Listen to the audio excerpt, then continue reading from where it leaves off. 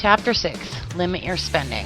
Have you ever discovered yourself wondering, why don't I have a lot of money in my checking account when I know how much was recently deposited? Have you ever sat and imagined, where did all that money from my last payroll check go? Have you ever discovered that you spent more money on discretional items than you needed to, and the result was that you didn't have the money you had projected for monthly bills? Read on to easily arrange your system to help you stick to your budget, save more money, and limit your discretional spending. Sit down and make a budget. An easy way to make a budget is to begin with a top line item that is your absolute monthly income. Then list each of your monthly disbursements and don't forget to include savings. It's ideal to attempt to save at least 10% of your income if you're able. You'll want to make certain that you make expense items for all of your monthly and quarterly bills. For quarterly particulars, divide the amount due each quarter by 3 to get the monthly sum that you need to allow for as an expense, so that you'll have the quarterly sum when needed. Make certain you include fair monthly amounts for your essentials like groceries, gas, and clothing. Utilizing your budget, take your sum monthly income and subtract each of your monthly disbursements to ascertain how much is left. The amount left is your discretional spending amount. If there isn't as much left as you'd wish, attempt to reduce your other expenses. For instance, many individuals can cut their grocery expenses by at least 20% or more by merely cutting the Sunday coupons and utilizing them each week for the items they regularly buy.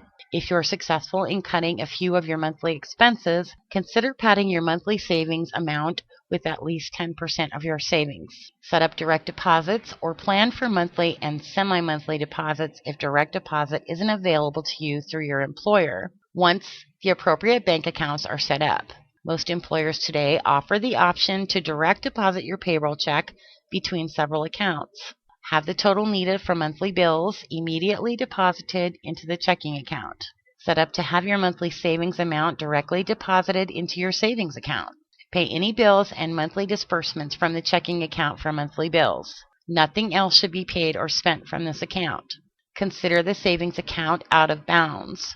Unless there's an emergency, this account isn't to be touched. Most financial experts today recommend that you work to save 6 to 9 months of expenses in an emergency fund. This savings account may quickly grow to be your emergency fund if left alone. Once you reach your 6 to 9 months of expenses or more, you'll sleep better at night. Enjoy acknowledging that your bill money will be there every month.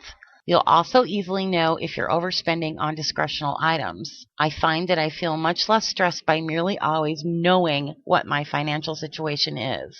Chapter 7. Deal with your roommate.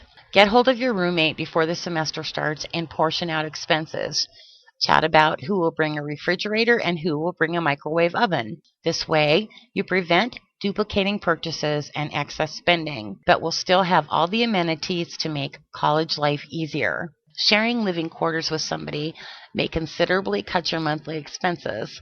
Follow these steps to peacefully coexist with a roommate.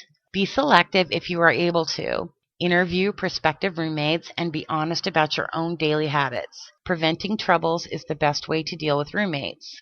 Before moving in with each other, set clear-cut guidelines.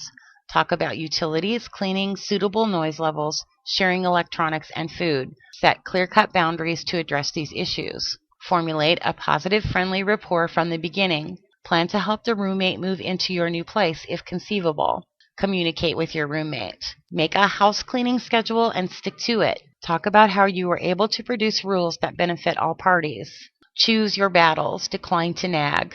Calmly tell your roommate you would like to talk about an issue and then listen to their point of view. Discover a compromise that works for both. Formulate a plan for paying bills so that everybody knows when their share is due. You may prefer to set up a separate checking account for these payments.